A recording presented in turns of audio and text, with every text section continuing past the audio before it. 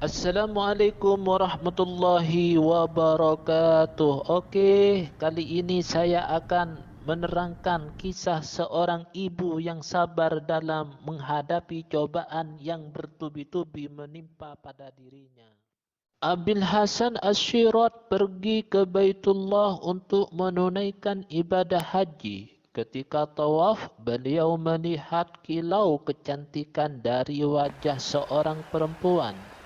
Beliau berkata, "Demi Allah, seumur hidup aku tidak pernah melihat kecantikan wajah seperti yang dimiliki perempuan ini. Hanya saja dari raut mukanya terbesit bekas kesusahan dan kecemasan."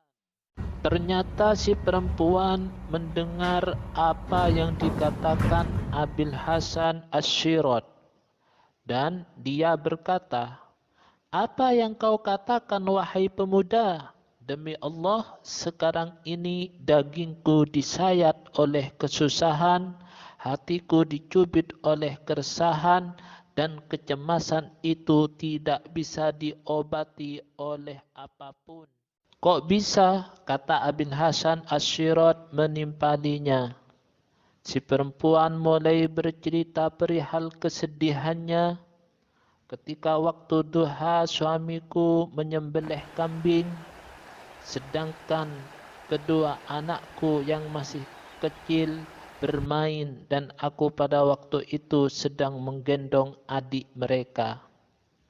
Kejadian memilukan itu dimulai ketika aku pergi untuk memasak makanan.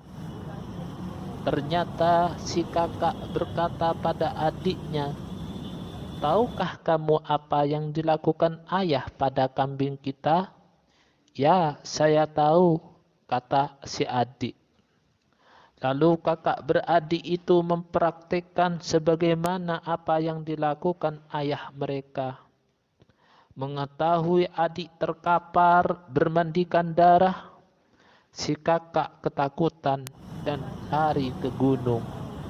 Dia pun harus mati karena dimangsa oleh macan. Sedangkan sang ayah mencari kemana-mana hingga dia kehausan dan akhirnya mati juga.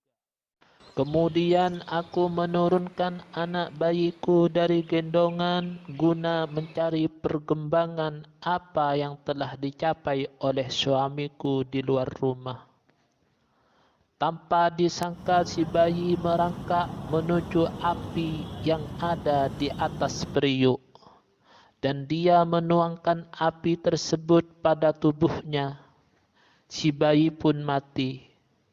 Tidak sampai di situ, putriku yang telah menikah yang hidup bersama suaminya mendengar berita ini, dia sok berat dan pada akhirnya dia bunuh diri. Sejak saat itu aku tidak punya siapa-siapa lagi.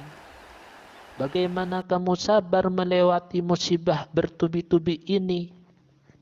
Sulit sekali menemukan seorang yang bisa membedakan sabar dan tidak sabar, melainkan mereka hanya memenuhi antara keduanya pada tempat atau cara yang berbeda.